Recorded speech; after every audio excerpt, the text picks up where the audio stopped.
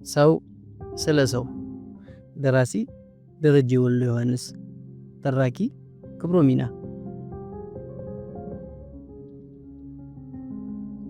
እባክዎን የጅሩ ወልደ ጃራን ቤት ጠቁሙኝ እባክዎን የጅሩ ወልደ ጃራን ቤት ጠቁሙኝ ሴትዮዋ ቀናም አላሉ ዘፈን ይሁን ሙሾ በዝግታ ያንጎራጎሩ ከከብቶቻቸው ስርበት ሰበስባሉ ለውሻ መከላከያ የያዝኩትን በትር ቀስሬ ወደ በረቱ አጥር ተጠጋው ከስራቸው ሆና የወጥ ማማሰያ የመሰለች ጭሯን እየቆላችብኝ ያለችው ኮሳሳ ቡችላ እያጉረመረመች ልታናግረኝ ሞከረች እባክዎ የጅሩ ወልደ ጃራን ቤት ጠቁሙኝ እንደገና ጮክ ብዬ ተጣራው ይሄኔም ከግንባራቸው ቀና ብለው አዩኝ እባክዎ የጅሩ ለአራተኛ ጊዜ ተናገርኩ ጆሮአቸው ችግር እንዳለበት ሁሉ አሁንም የምለውን ለማጣራት ካጎነበሱበት ተቃንተው ግር እያላቸው ወደ አጥሩ ቀረቡ ታይተን የማንተዋወቅ ሰዎች በአይን ተበጣጠረ በኑሮ ረመጥ ውስጥ ገብተው ሲርመጠመጡ ማዲያስ ጉንጮቻቸውን የጠበሳቸው አሳዛኝ ሴት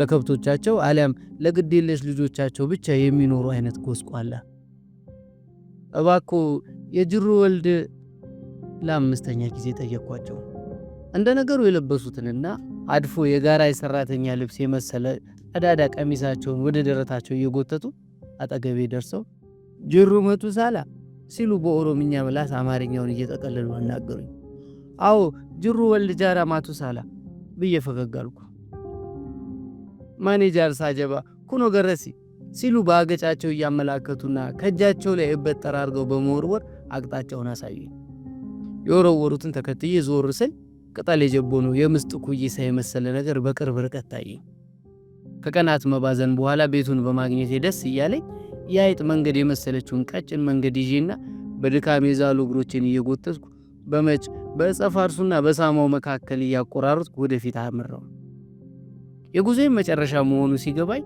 ስኳር ካፈር ቀምሜ ኪስ ያደረኳትን የመጨረሻ ስንቅ ከኪስ ያራግፌ ቃምኳት ቀጭኗን መንገድ በደቡብ ምዕራብ በኩል ወስዳ ወደ ፀሐይ መግቢያ ካዞረችው ቤት በር ላይ ያደረሰችኝ ጅሩ ወልደ ጃራ ማቱ ሳላ የ108 ዓመት የእድሜ ባለጸጋ ምሁርና አንደበተ ስልሰው ሁሉንም ጥለው ሰላም ወደ በዛበት የብቸኝነት ዓለም የመነኑ ምሁር መናኝ ሽማግሌው ጥበበኛ ቀራጺ የተጠበበበት ምስል መስለው ወደ ሰማይ እንዳንጋጠጡ ከበራቸው ላይ ቆመዋል የተባዘተ ጥጥ መስሎ ግንባራቸውን ጭምር ያለበሰው ሽበታቸው ፊታቸውን ሞጦታል ቤታቸው ከምስጥ ኩይሳ ተፈልፍሎ የተሰራ አይነት ነው ማገርና ወራጅ የሌለው የአፈር ቤት ምናልባት ደግሞ ወደ አፈርነት እየተለወጠ ያለ ጥርብ ድንጋይ ውጪው ከታች እስከ ላይ ችምችም ባለ የሐረግ ቅጠል የተከፈከፈ ስባዘን ከርም ያገኟቸውን ሰውዬ ለማናገር እየጓጓው ከስራቸው ደርሼ ትህትና በተሞላበት ሁኔታ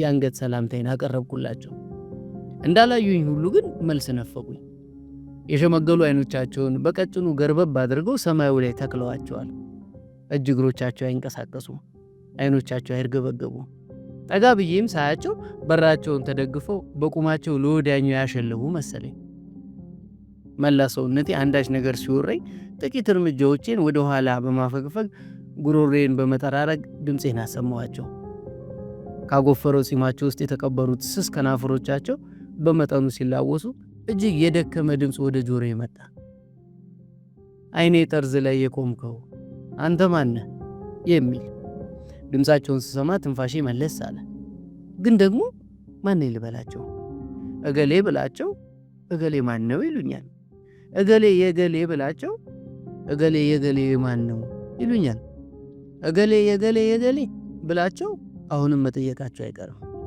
ምን እንደምላቸው ከልቤ ስሟገት አይኖቻቸውን ከተከሉበት ሳይነቅሉ የሞት መላእክተኛ ነህን አሉ አረ ሰው ነኝ አባቴ ስል በፍጥነት መለስኩላቸው ሰው መሆንን ማመች ጠፋኝ ሁሉስ በሰው ተመስሎ አይደል የሚመጣው ሰይጣኑ ይሁን እግዚአብሔሩ አጉተመተሙ ንግግራቸውን ስሰማ ደጋግሜ እያማተብኩም ተናገርኩ እኔ ንጹህ ሰው ነኝ አባቴ ንጹህ ሰው አስረግጬ ሳስረዳ አይኖቻቸው እንዳጠበቡ ከሰማዩ አውርደው ጣል አደረጉብኝ ወዲያውኑም ከንፈሮቻቸው ወደ ጎን ሲሸሹ ከላይኛው ድዳቸው እድሜ የጠገበች አንዲት ጥርሳቸው ተንጠልጥላ ታየች በልዛና ተሸራርፋ ለዘመናት አፈር ውስጥ ተቀብራ የከረመች ትመስላለች።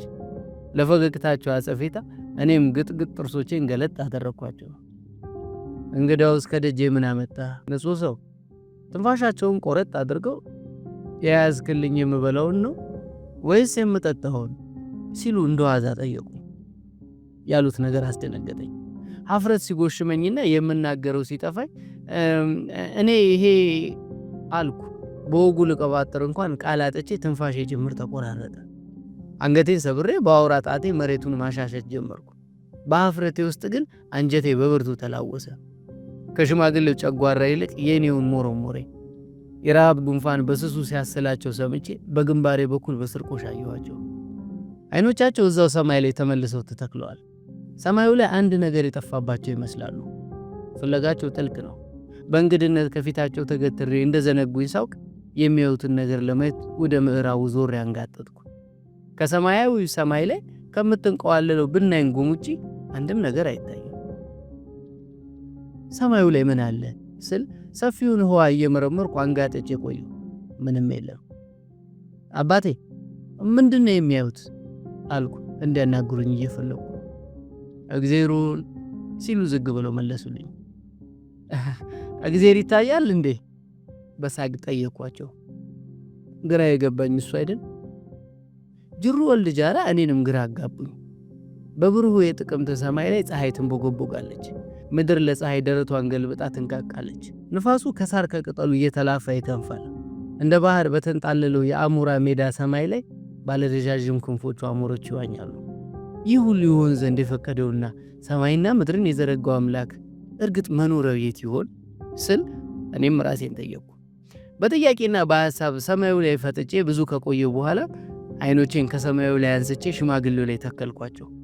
አሁንም አይኖቻቸው ከሄዱበት አልተመለሱም፣ እዛው ናቸው ከሰማያቸው ላይ። ለምን ወደ እርስዎ እንደመጣው አልጠየቁኝም ስል ድምፄን እንደገና አሰማሁ። ምን ሊረባኝ አሉ ዝግ ብለው። ለእርሶ ሳይሆን ለእኔ። አንተስ ምን ፈለክ? አንተ ሰው የእርሶን ሰላምና የእርሶን እውቀት። ሰምተው ዝም አሉ። ፊታቸው ላይ የፈገግታ ድባብ ታየኝ። ጥሩ ያልሆነ ፈገግታ። ትንፋሻቸውን ሲሰበስቡም ብዙ ቆይተው ጫንን እያሉ ተናገሩኝ። ሰላምስ ምንድን ነው? እውቀትስ ምንድን ነው አሉኝ። እርሶም ማያውቋቸውም እንዴ? የምመልሰው ሲጠፋኝ የራሳቸው መልሼ የጠየኳቸው። የእኔው ለአንተ ምን ይፈይዳል? ይፈይዳል አባቴ። ያወቁትን ያሳውቁኝ፣ የሰሙትን ያሰሙኝ፣ እውነት ብሎ የተቀበሉትን ያቀብሉኝ። በሞራል ለፈለፍኩ። እውነትና እውቀት ይፈጁሃል ልጄ። እውነትና እውቀት እሳት ናቸው። አንተ የእሳት ራት ነህ። ከዳፍንቱ ወጣ ብለህ ከነበልባሉ ትወድቃለህ ሲሉ በለሰለሰ አንደበት በተረጋጋ አስተንፋስ የነገሩን ሁሉ ከንቱነት ነገሩኝ። ግን ደግሞ ነገራቸው እንዳልተዋጠልኝ ሙግት አነሳው። በዳፍንቱ ስደናበር ገደል ከምገባ የእሳት ራት ሆኜ የብርሃኑ ነበልባል ቢበላኝ አይሻልም ስላቸው ፈገግ አሉ። አሁን ጥሩ ፈገግታም ለገሱኝ። ለሁለተኛ ጊዜ ያቺን ጥርስ አየኋት። ይህን ሁሉ ዓመት ተንጠልጥላ መቆየቷ ስሯ የት ድረስ ቢሆን ይሆን ስል በልቤ ያሰብኩ። ቢሆንም ፈገግታቸው ጣመኝ። የፊት ገጽታቸውና አንደበታቸው መረጋጋትን አጎናጸፈኝ። አንተ ሰው ከወዴት ነህ አሉኝ። ከወደዋ ላይ ስል መለስኩላቸው። አገጫቸው ዝቅ ሲል ጺማቸው ደረታቸውን ሸፈነው። አይኖቻቸው አይኖቼ ላይ ያረፉ። ለመጀመሪያም ቀልባቸው ከቀልብ የሆነ የረገጡትን የእግራቸውን አሻራ ለመርገጥ እግሬን ያነሳው ያህል ተሰማኝ። ከአይኖቻቸው ውስጥ ሽምግልናዬን አየሁት። አፍላነቴ ሲንጠፈጠፍ፣ ጉልበቴ ሲብረከረክ፣ አንደበቴ ሲለሰልስ፣ ሩጬ ሁሉ ከንቱ ሲሆን፣ የደም ላብ የታበሰበት ንብረቴን ብልና ነቀስ ሲረባረበት፣ ሁሉም ነገር አይናቸው ውስጥ ተመለከትኩት። እሳቸውም እኔ ውስጥ ወጣትነታቸውን የሚበረብሩ አይነት ትክ ብለው ተመለከቱኝ። ስንተያይ ዝምታችን በረታ። አዩኝ አዩኝ፣ አየኋቸው። ከወዴት ነኝ ያልከኝ? ያንኑ ጥያቄ መልሰው ጠየቁ። ምናልባት መልሴን ደግሞ መስማት ፈልገው ይሆን ስል የመጣሁበትን አቅጣጫ በጣቴ ጭምር እያመላከትኳቸው መለስኩላቸው። ባልኩት ይሁን ገና ባላልኩት ዘና እያሉ ያጫውትን ገቡ። ቤቴን ማን ጠቆመ? አባቴ የሚያደርስ እንጂ የሚጠቁመማ መቼ ጠፋ ስላቸው በትክክል እንደተረዱኝ የራሳቸውን ነቀነቁ። እስቲ ያረፍ በል ልጄ አሉኝ። ባለሁበት በዙሪያዬ የበቀለውን የሳማ ቅጠል እያየሁ ጠየቅኳቸው። እኔም ባለሁበት ቁጭ እላለሁ የኔ ልጅ ብለው እየተንቀጠቀጡ ከድንጋዩ ደፋቸው ላይ ቁጭ አሉ። እኔ ሳማ ያልበቀለበትን ቦታ ለማግኘት ግራ ቀኝን አማተርኩ። ሁሉም ስፍራ ላይ ሳማ አለ። ሁሉም ቦታ ላይ የሚያቃጥል ነገር አለ። ግራ ቢገባኝ ወደ አዛውንቱ ቀና አልኩና የተዘባተለ ድሪቷቸውን ሲያመቻቹ እያየሁ እርሶ ጋር መጥቼ ብቀመጥስ አልኳቸው። ቦታ አጥቼ በአይኔ ስባዝን አይተውኝ ነበርና ና እስኪሉኝም መልካም ፈቃዳቸውን ጠበቅኩ። ሆኖም አልፈቀዱ። እዛሁን አሉኝ ዝግ ብለው። እዛሁን ልጄ፣ እኔ ዘንድ ተባይ አለ። የምኖረው ከማይጠረግ ቤት ውስጥ ነው። የምለብሰው ውሃ አይቶት የማያውቅ ልብስ ነው። ቢነክስ የሚያቆስል ተባይ ይበላሃል ሲሉ ባለውበት እቀመጥ ዘንድ ጋበዙ። እርግጥም የለበሱት ድሪቶ ነው። አንዱ በአንዱ ውስጥ ሾልኮ አንዱ በሌላው ላይ ተደርቦ የተዘባተለ የጃጀና ያደፈ ከብርድ ካልጋረደ ገላን ካልሸፈነ ይህን ድሪቶ ለምን መሸከም አስፈለጋቸው ስል እያዘንኩ አተኩሬ የተመለከትኳቸው። በአገሬው ስለ ሽማግሌው ሲወራ የሰማሁትን የኋልዮሽም እያጠነጠንኩ ፈዝዤ ቀረሁ። መቀመጫ አጣ አሉ ቆሜ ስቀር ፈገግ ለማለት እየቃጣቸው። አዎ ሁሉም ጋር ሳማ አለ ስል እየባነንኩና እየተንተባተብኩ ዙሪያዬን ቃኘሁት። እኔ ልጅ፣ አንዳንዴ ህይወት የሳማ ማሳ ናት። ብልሆች ሳማውን እየረጋገጡ መንገድ ማረፊያቸውን ያበጃጃሉ። ሞኞቹ ከመሃሉ ተቀምጠው ይቃጠላሉ። ከሁለቱም ያልሆኑት ቆሞ ይቀራሉ። አንተ ከየቱ ነህ? ንግግራቸውን እንደሰማው በሸራዬ ሳማውን እየረጋገጥኩ አስተኛሁት። እናም ጥሩ ማረፊያ የሚሆነኝን ስፍራ አደላደልኩ። ከመሃሉም ያለ ስጋት ቁጥዬ ጣልኩ። በእርግጥ እኔ ዘንድ ምን አመጣህ አሉኝ በመጨረሻ እርግጥ ብለው። እርሶ ዘንድ ተጠግቼ መቆየትን ፈለግኩ ስል እኔም ሳላቅማማ እውነቱን ተናገርኩ። አይሄ አሉ አንገታቸውን ሰብሮ ትንሽ ቆዝመው። ሰማህ ልጄ አሉኝ። ሰማህ ልጄ፣ እኔ ዘንድ ዳቦ የለም። እኔ ዘንድ መልካም እንቅልፍ የለም። እኔ ዘንድ ጉስቁልና ነው ያለው። ስለምን የኔን ኑሮ ተመኘኸው? ጠግበህ ማደር ስትችል መራብን ስለምን ፈለግከው? ጥሩ መልበስ ስትችል የኔው ድሪቶ ስለምን አያሰኘህ? ጥሩ አልጋ ላይ ማረፍ ስትችል የኔውን አፈር ጎንህ ለምን ተመኘው? እስቲ ንገረኝ አሉ የሸመገለ አይኖቻቸውን አይኖቼ ላይ አሳርፎ። ቁጭ ብዬ ላልናገር ስለ አባትነት ክብራቸው ብድግ አልኩ። እናም የልቤን ተናገርኩ። እውነት ነው አባቴ ያሉት ሁሉ እውነትነት አለው። እርስዎ ዘንድ ዳቦ እንደሌለ ሰምቻለሁ። እርስዎ ዘንድ ጉስቁልና እንዳለ ሰምቻለሁ። ቢሆንም አባቴ እኔ በዚህ ምድር ላይ 33 ዓመት ያህል ኖሬያለሁ። በዚህም ቁርስ፣ ምሳ፣ መክሰስ፣ ራት እያልኩ በቀን 4 ጊዜ ስበላ እስከዛሬ ከ48,000 ጊዜ በላይ ሆዴም ሞልቻለሁ። ይሄ ሁሉ ሆኖ ግን መንጋጋዬን ከማድከም ውጭ የረባኝን ነገር አላየሁም። አሁንም እየራበኝ ነውና በ33 ዓመቴ በቀን እስከ 10 ሰዓት ከሞቀ አልጋ ውስጥ እየተኛው ከ5,000 ቀኖች በላይ ጅው ባለ እንቅልፍ ውስጥ ሳንኳርፍ ኖሬያለሁ። ይህም የረባኝ ነገር የለውም። አሁንም እንቅልፍ እያለኝ ነውና የሆነ ሆኖ ይህ ሁሉ ከንቱ ነው። መብላት መጠጣቴ ከንቱ ነው። መተኛት መነሳቴ ከንቱ ነው። ሁሉ ነገር አሰልቺ ነው። ሁሉ ነገር እጅግ ታካሽ ነው። ከንቱ ያለም ጫጫታ። አባቴ እርሶ ምን አይነት ትዕግስት ቢኖሩት ይሆን 108 ዓመት የቆዩት? የማቱሳላ የ969 ዓመት ምታታዊ ትዕግስት ከየት ይሆን የመጣው? ይህ ምታታዊ ትዕግስት ከየት ሲሆን የሚገኘው? ይህን ምታታዊ ትዕግስት ላልታጠቀ አቤት ይቺ ምድር እንዴት ትሰለቻለች ስል በመጮህ በሁለት እጆቼ ጭንቅላቴን ይዤ ወደ ምድር ተደፋው። ጅሩ ወልድ ጃራ ልባቸው ሲነካ ከደፋቸው ላይ አቀርቅረው በጣታቸው መሬቱን መጫር ጀመሩ። መሃላችን ጸጥታ ነገሰ። የምድረ በዳ መናኞች የሆንን ያህል ዙሪያችን ጸጥ አለ። ሁለታችንም ወደ መሬት እንዳቀረቀርን ቆየ። በህይወት ከንቱነት ሆድ ሲብሰኝ እንባዬ ገነፈለ። ስለ ራሴ አለቀስኩ። ስለ ጓደኞቼ አለቀስኩ። ስለ ዓለም ከንቱነት አለቀስኩ።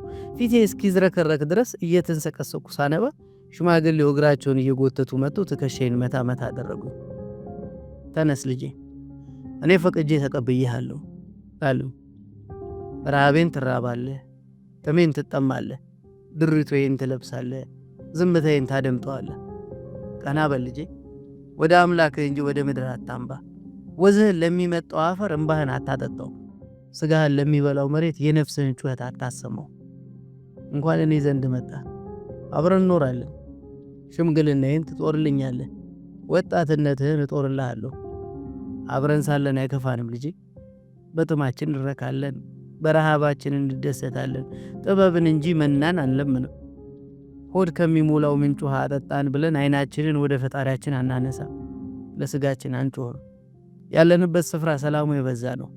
የዓለም ጫጫታ የለብንም። ወከባና ግርግር አያገኘንም። ተነስ ልጄ፣ ቀና በል። ጎትቼ ላነሳ አቅም የለኝም፣ በራስ ተነስ አሉኝ። እንድነሳ ከኋላ የሹራቤን ኩሌታ እየሳቡ የእምባዬ ባህሩ አልጎል ብሎኝ በጉንጮቼ ላይ እየወረደ ተነስቼ ትከሻቸው ላይ ተደፋሁ። አቀፉኝ። ወደ ደረታቸው ጨምቀው ራሴን ደባበሱኝ።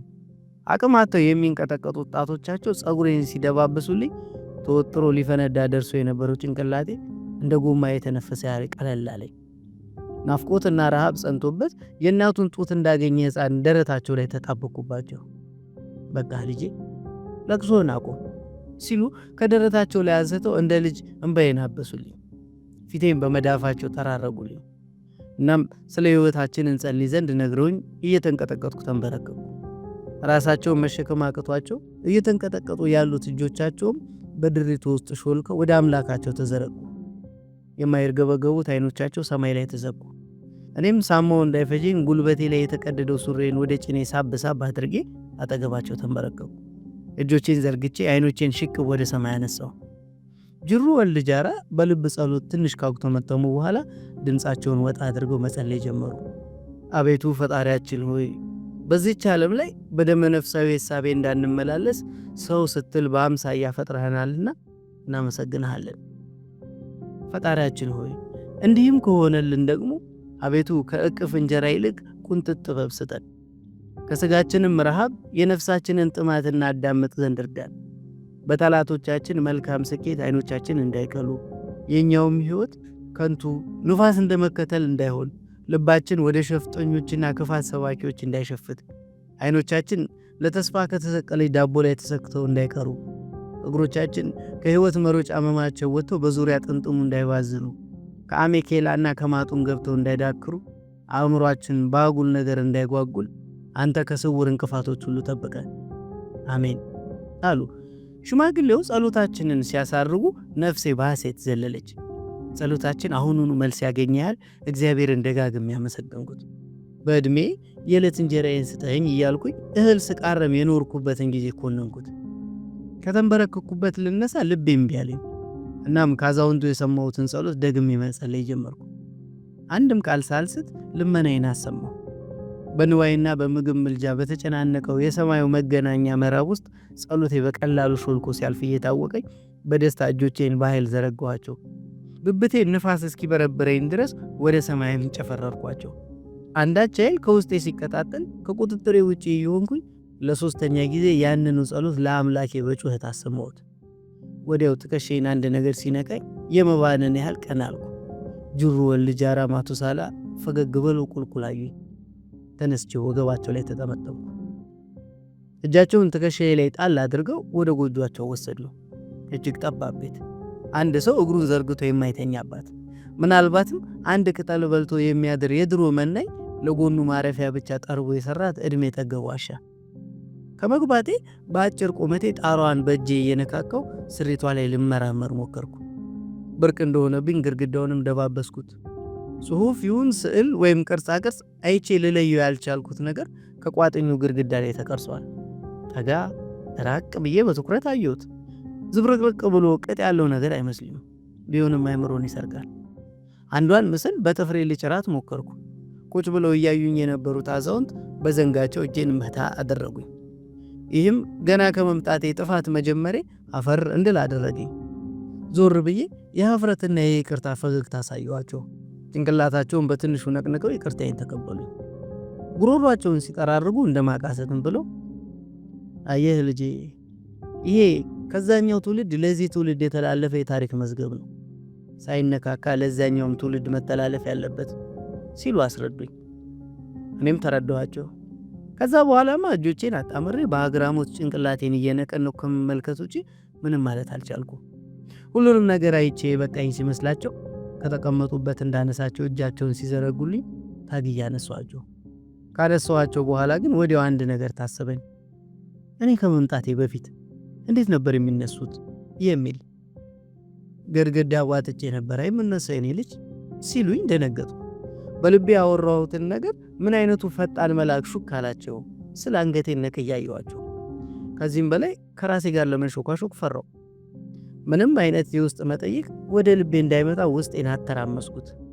ሁሉ ወደ የተዋወቅን አይነት ጅሩ ወልድ ጃራ ፈገግ ብሎ እያዩኝ መሬት የወደቀውን ጡረታ የተነፈገ ድሪቶ በዘንጋቸው በመነካካት ባይበርድህም ትከሻ ላይ ጣለው ብሎኝ ወደ ውጭ አዘገቡ። እኔም ያሳዩኝን አንስቼ በወጉ ሳላራግፍ አጣጥፌ ትከሻዬ ላይ ስለብሶ ምንም አልተጸየፍኩም። እንደውም ደስተኛ ሆንኩኝ። አዲስ የህይወት ምዕራፍ ላይ መሆኔን ይበልጥ ተረዳሁት። ሽማግሌው ከበራቸው እልፍ እንዳሉ ከድንጋይ መቀመጫቸው ጋር ተገናኙ። የለበሱትን አውልቀው ከወገባቸው በላይ ራቁታቸውን በመሆን ለስለስ ያለችውን ፀሐይ መጠጣት ሲጀምሩ ከስራቸው ሄጄ ቁጭ አልኩ።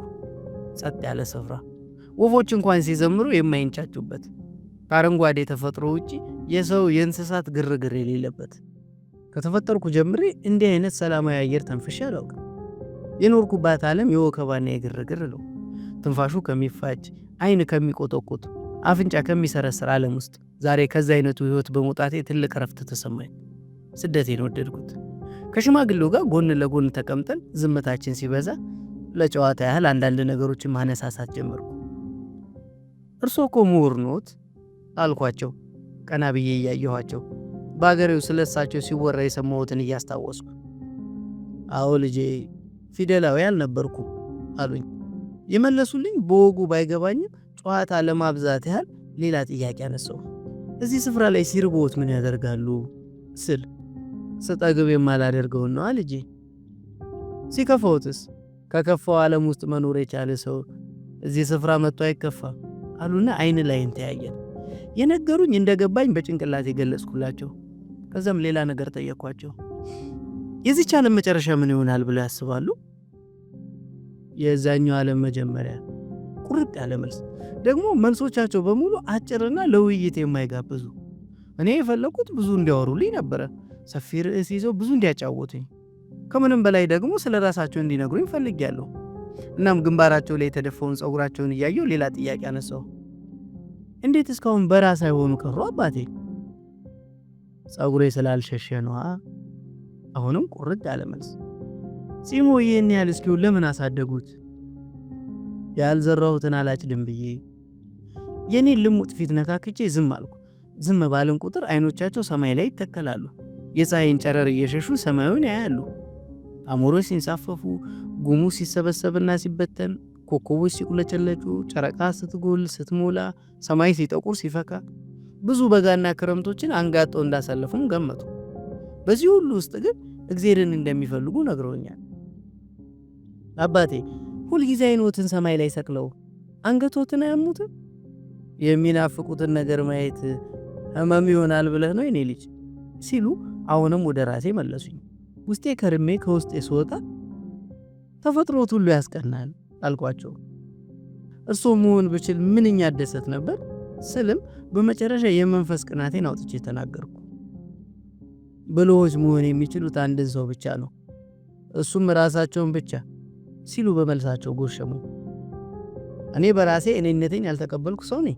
መሆን የምፈልገው ሌሎችን ነው፣ ሊያውም የስኬትን አቀበት እየቧጠጡ ያሉትን ሳይሆን ከተራራው አናት ላይ ፊት ያሉትን፣ ያልቆረጥኩት ሎተሪ እንዲደርሰኝ፣ ያልዘራሁት ፍሬ እንዲያፈራልኝ፣ ያልሄድኩበት መንገድ እንዲቃናልኝ ሳልም ሳሰላስል የኖርኩ በመሶብ በአልጋና በሽንት ቤት መካከል ስመላለስ ዕድሜን የፈጀው የምድር ከርታታ ጩኸትና ሁከት አድማቂ። ሰዎች ራሳቸውን መሆን ሳይችሉ ቢቀሩ ምን ይሆናሉ? ከራሴ ጋር ስነጋገር ቆይቼ የልቤን አውጥቼ ጠየቅኳቸው። ማንንም ሳይሆኑ እንደባዘኑ ያልፋሉ አሉ። መልሳቸውን ስሰማ አናቴን የተመታው ያህል ከውስጥ እግሬ ጀምሮ ነዘረኝ። ምን አሉኝ? ያ አባቴ። አፌ እየደረቀ የሰማሁትን ለማጣራት መልሼ ጠየቅኳቸው። ሰምተው ዝም አሉኝ። አፌን ከፍቼ ብዙ ጠበቅኳቸው። ከብዙ ዝምታ በኋላ ግን ትንፋሻቸው መጣ። ሰማህ ልጄ አሉ፣ አይኖቻቸውን ሰማይ ላይ እንደተሰቀሉ። ሁሉም የራሱ መክሊት አለው አሉኝ። ሁሉም ለመክሊቱ ተፈጥሯልም አሉኝ። መክሊቴ ምንድነው ብሎ ምድራዊ ተልእኮውን ለማወቅ የሚሻም ቢኖር አስቀድሞ ራሱን ይፈልግ አሉኝ። ሰው ራሱን ለመፈለግ በተነሳም ጊዜ ወደ መስቀልየው የህይወት መስመር አቅንቶ የህይወቱን መስመር ያማትር። እድል ሹክ ብለው አሊያም ሲደናበር ከመስመሩ ከገባ አሳየው፣ ካልሆነ ግን ገባ ወጣ እያለ መንገዱን ይፈትሽ አሉኝ። ይህን ተናግረው ዝም አሉ። ጆሮቼን ወደ አፋቸው ላስጠጋ አንገቴን መዘዝ አድርጌ ያሉኝ አልገባኝም አባቴ አልኳቸው። እርግጥም አልገባኝም ነበርና ከርሞ ይገባሃል ሲሉ እንደገና ትንፋሻቸውን ቆረጡት። ያኔም እጄን አገጬ ላይ አድርጌ ማሰላሰል ጀመርኩ። ነገሮቼን ማበጠር ማንቀርከብ ያዝኩ።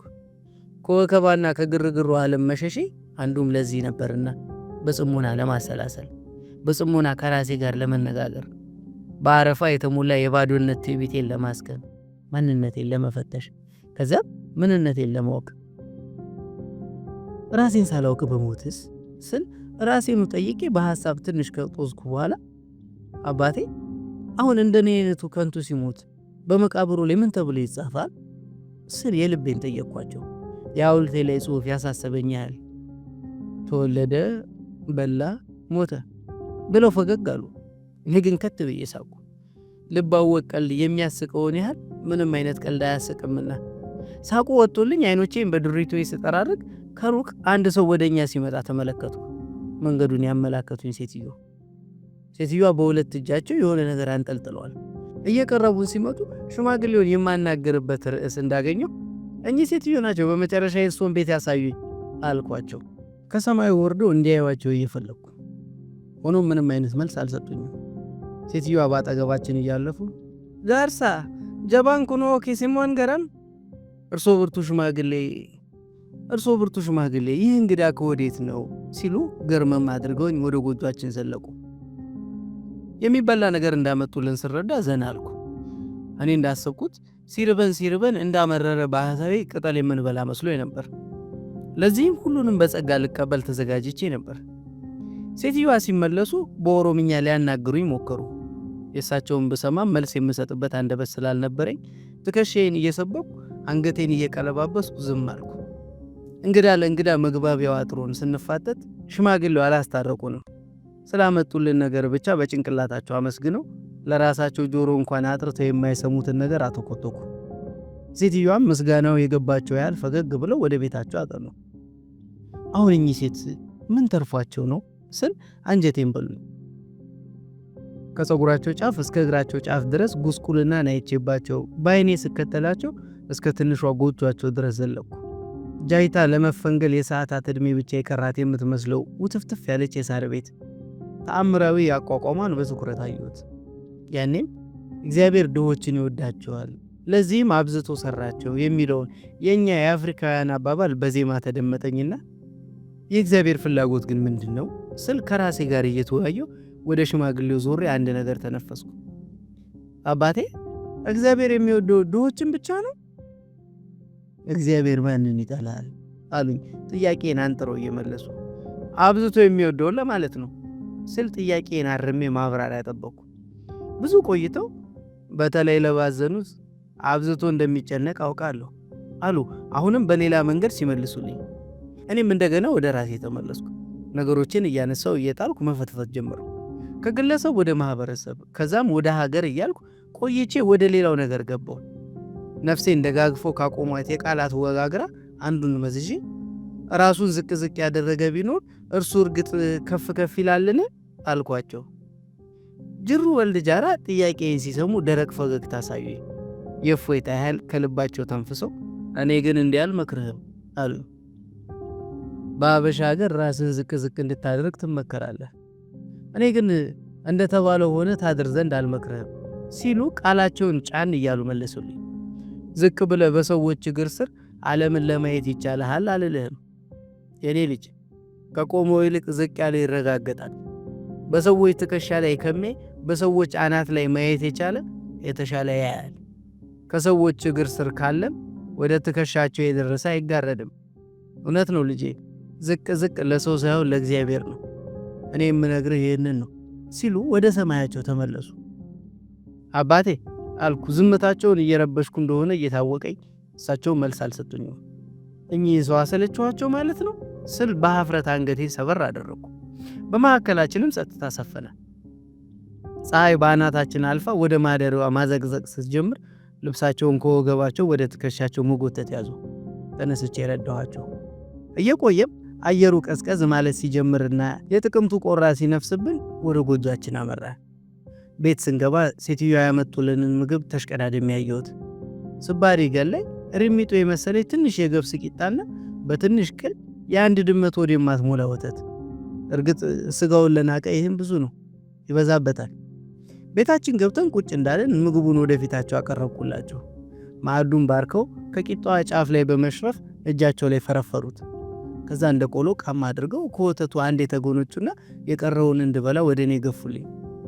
አይሆንም አባቴ እርሶ ብሉ ስል የመቆጣት ያህል ተናገረ የምግቡን መልሼ ፊታቸው አኖርኩላቸው። ትግልና ማግደርደርን አልፈለጉም። እንደማይበሉ ጭንቅላታቸውን ነቅንቀውን እያሳዩ መልሶ ገፉልኝ። በእርጅናና በረሃብ ተደቁሰው ወዛቸው ተንጠፍጥፎ አልቆ እንደመነመኑ ከሚንቀጠቀጡት ጣቶቻቸው ጋር ግብ ግብ መፍጠሩ እጅግ ከበደኝ። እኔ እኮ አባቴ ያለ ሐሳብ መሶብ ስቆፍር ኖሬ የመጣው ሰው ነኝ። የፈረጠሙ ጣቶቼ ከትኩስ ወጥ ውስጥ ገና እንደወጡ ናቸው። የግንባሬ ሞዝ ጠፍ እንዳለ ነው። አላስጨረሱኝም። የኔ ልጅ የሰፋው እስኪጠብ ጊዜ ይፈልጋል። ዝም ብለህ ብላ እባክህ፣ ምግብ ላይ ትንፋሼን አታስጨርሰኝ ሲሉ ከዚህ በላይ እንዳልሟገት ተማጸኑ። ያሉኝን ተቀበልኩ።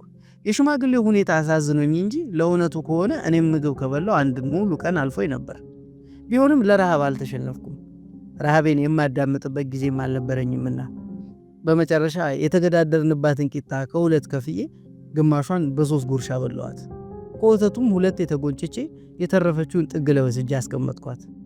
ከቦተተ ጨርቅ ውጪ ሰባራ ገል በሌለበት ውስጥ በአይኔ ክዳን የሚሆን ነገር ፈለግኩ። በኋላም ከጨርቁ ቀድጄ ገሉንና ወተቱን ሸፈንኩት። ውጪው እየመሸ የቤታችን ብርሃን ደንገዝገዝ ሲል ሽማግሌው ግድግዳውን ታከው ጋደም አሉ። እግራቸውን ወደ ልባቸው አምጥተው ገላቸውን ጭብጥ አደረጉት። ልብሳቸውን ሳብ እያደረግኩ በቅጡ ላለብሳቸው ሞከርኩ። ለእኔ ከሰጡኝ ልብስ ላይ ቀድጄ በማጣጠፍ ትንሽ ትራስ አደረግኩላቸው። በዚች ቤት ውስጥ አንድ ማድረግ የሚገባኝን ነገር እያሰብኩ ወለሉን አየሁት። መሬቱ እሳት አይቶ ታወቀው። እሳት አያስፈልግም እንዴ አባቴ አልኩ ወደ ጆሮአቸው ጠጋ ብዬ። እኔ አንድ እጅ አላውቅም የኔ ልጅ፣ ብርሃንም ብርሃን ነው፣ ጨለማም ጨለማም ነው። ሁሉንም እንደ ቸርነታቸው ስኖርባቸው ነው የቆየሁት። ዝም ብለህ አረፍ በል አሉኝ። ባይሆን ንፋሱ ጋብ ሲል ወደ ጨረቋ እንወጣለን፣ እስከዛ ጋደም ብለህ በዝምታ ውስጥ ቆይ ሲሉ አይኖቻቸውን ከደኗቸው። እኔም ሐሳቤን ሰርዤ አንዱ ጥግ ላይ ቁጭ አልኩ። እየቆየው ሲሄድ አይኖቼ ያለ ሀፍረት ተገለጡ። በስርቆሽና በመስለምለም ስመለከተው የቆየሁት የሽማግሌው ፊት በነፃነት የማየት እድል አገኘው። ሰውየው ቅንድቦቻቸው ሳይቀር ጥጥ እንደመሰሉ ሽበታቸው ከአይን ላይ ያብረቀርቃል። ቀጥ ብሎ የወረደ አፍንጫቸውን፣ የአይን ቆባቸውን፣ ጉንጮቻቸውን እያልኩኝ አተኩሬ ስመለከታቸው በከሳታቸው ውስጥ ምንም አይነት ብሩሽ የማይቀባውን ምንም አይነት ብዕር የማይገልጸውን ውበት አየሁባቸው። በትኩረቴም ጭራሽ ሰው አልመስለኝ አሉ። መልአክ መሰሉኝ። ጠይ መልአክ። እንዴት አንድ ሰው 108 ዓመት ቆይቶ መራመድ ይችላል ስልም ጥርጣሬን አጠናከርኩት። በውስጤ መስተዋት የራሴን የፊት ገጽ ወደ ራሴ አዙሬ ያየሁት። እርግጥ ሁላችንም ከአንዱ አዳም ነን ስል በራሴ ፈገግ አልኩ። ጅሩ ወልድ ጃራ አብሮኝ ፈገግ አሉ። ይሄኔ ጭራሽ አስደነገጡኝ። በልቤ ያልኩትን እንደሰሙብኝ ታወቀኝ። እኚህ ሰው አይደሉ ስል አይኖቼን አፍጥጬ አየኋቸው። ያኔም ፍርሃት ወረረኝ። ሳላም ኮሻኩሽ ዱሪቱን ወደ አናት ያመጣሁት። ተንበርክኬ እንዳፈነደርኩ ጆሮዬን መሬቱ ላይ ለጠፍኩት። አንድ አይኔን ብቻ ገልጬ ሽማግሌው ላይ እንዳፈጠጥኩ ጭንቅላቴን በጨርቁ ተሸፋፈንኩ። ፍርሃቴ እየጨመረ መጣ። በራሴ እጅ ነፍሴን ከስጋዬ ለመነጠል እንኳን ድፍረት እንዳለኝ አስብ የነበርኩት ሰውዬ አንዳች ልዩ ፍርሃት ከግር ጥፍሬ እስከ ራስ ፀጉሬ ድረስ ወረረኝ። እኚህ ሰው አይደሉም ስልም የአይምሮዬን ሐሳቤ ልቤ በከበሮ አደመቀው። ውስጤ ነውጥ በዛ። በራሴም ነውጥ መናወጥ ጀመርኩ። አንድ አይኔን እንደተከልኩባቸው አንዳች እንቅስቃሴያቸውን መጠበቅ ያስኩ። ጠርቼ እንዳላናግራቸው ተነስተው የሚበሉ መሰለኝ። ጨነቀኝ። ግንባሬ በላብ ወረዛ። እግዚአብሔርስ ይሁን ሰይጣኑ በሰው ተመስሎ አይደል የሚመጣው ሲሉ ቀን ላይ የተናገሩት መልሶ ጎልቶ ሲሰማኝ ያለሁበት ቦታ አቀሻበረኝ። በዚህ ላይ ከውጭ ኮሽታ የሰማው ሲመስለኝ ጭራሽ ፊቴ ገረጣ። ዓለም ያሴረችብኝ ያህል ተጠራጠርኳት። የውጭውን ለማዳመጥ ቀና ስል በሩ ክፍት ሆኖ አየሁት። ሐሞቴ ሽቅብ ሲል አፌን ሬት አለኝ። ገና በወጉ ሳይመሽ እንዲህ ከተረበተበትኩ አገር አቋርጬ የተሰደድኩት ምኑን ልጋፈጥ እንደሆነ ታሰበኝ። ራሴን ላረጋጋ ሞከርኩ፣ ግን ደግሞ አቃተኝ። ሞታያም አሟሟት እንጂ ሲሉ ጅሩ ወልድ ጃራ በህልማቸው ይሁን በሆናቸው ተናገሩ። የተናገሩትን ስሰማ በጭራሹ ነብር እንዳየ ድኩላ በርግጌ በአራት እግሬ ቆምኩ። ሽማግሌው እንቅልፍ ሸለብ እንዳደረጋቸው አፋቸውን ትንሽ አላምጠው ዝም አሉ። አባቴ፣ አባባ፣ አባቴ፣ አባባ ስል በሹክሹክታ ጠራኋቸው። ደንብሬ ልጠፋ እንደተዘጋጀው አይናቸውን ገለጥ አድርገው አዩኝ። ምን አሉኝ? ትንፋሽ እየተቆራረጠ ጠየኳቸው። ተነጋገርኩ እንዴ? ቅዝቅዝ ብለው ጠየቁኝ። አዎ ሞታያምም አሟሟት እንጂ አሉ አልኳቸው። ፈገግ አሉና አይናቸውን መልሰው ከደኑት። ከአንተ ጋር አይደለም ልጄ፣ ከመላእክታት ጋር ሙግት ገጥሜ ነው ብለው ዝም አሉ። ይህኔ በዛኛው ዓለም ሳለው ከአባቴ የተማርኩትን የመናፍስት ማባረሪያ ጸሎት ማቶክቶክ ጀመርኩ። ሰላም ለኩላእትኪ እግዚአብሔር ዘተክሉ ውሳጤ ገባዋት አማክሉ ሚካኤል ኃይልክ ኃይለ ሰብእ ዘኢት ማሰሉ ዝርወሙ ለአጽራሪ። ማንን ላባረር እንደሆነ ግን እንጃ። ሽማግሌው ድምፄን ሰምተው አይናቸውን እንደገና ገለጥ አደረጉት። እኔም መንቃታቸውን ሳይ ድግምቴን ግማሹ ላይ አቋረጥኩና አይናቸውን ማየት ጀመርኩ። ዲያቆን ነበርክ እንዴ? ዝግ ብለው ጠየቁኝ። በአሉታ ጭንቅላቴን ነቅንቄ ዝም አልኳቸው። የፈራህ ትመስላለህ። እዚህ ቦታ ላይ ከወፍ ውጪ አይጥ እንኳን ከስንት አንዴ ነው የሚታየው። እኔ 34 ዓመት ሙሉ ያለ በር ነው የኖርኩት ልጄ፣ ቤቴን ሳልዘጋው አሉና ተመልሰው እንደማሸለብ አሉ። ይህንን ስሰማ ቀዝቀዝ ማለት ጀመርኩ። ልቤም እየቆየች ተረጋጋች። ተመልሼ ልጋደም ክንዴ ላይ ደገፍ አልኩ። በፍርሃት ግሎ የነበረው ሰውነቴ እየበረደ ሲመጣ የውጭ ቅዝቃዜ ወደ ቤት ውስጥ ሲነፍስ ተሰማኝ። የለበስኩት ነገር ከብርድ የሚከላከል አይነት አይደለም። ከመቦተቱ እጥረቱ ጭንቅላቴን ሳለብስ እግሬ ባዶ ይሆናል። ወደ እግሬ ሳደርገው ጭንቅላቴ ባዶ ይቀራል። የመሬቱን ቁርቋሬ ፈተናዬን አባሰው። በጭንቅላቴ መቆም እስኪቀረኝ በጎን፣ በጉልበቴ፣ በጀርባ፣ በሆዴ እየተገለባበትኩ ሞከርኩት። እንደ ኳስ ተድቦል ብዬ ማየሁት። የደቂቃ ምቾት የሚሰጠኝ ነገር ግን አጣሁ። ሰው ነው ወደ ፈተና የሚሄደው ወይስ ፈተና ነው ወደ ሰው የሚመጣው ስል ከራሴ ጋር ሙግት ያዝኩ። እኔ ድሪቶ ስፍተለተል ሽማግሌው ምቹ አልጋ ላይ እንዳረፉ አንዳች መለወስ አይታይባቸው። ትንፋሻቸው እንኳን መውጣት መግባቱ አይሰማም። በሰውየው ቀናውባቸው። በእጅጉ አስቀኑኝ። መተኛቴን ትቼ ጀርባዬን ግድግዳው ላይ ሰፋውና ቁጭ አልኩ። አይኖቼም ሽማግሌው ላይ ተተከሉ፣ በቅናትና በግርምት።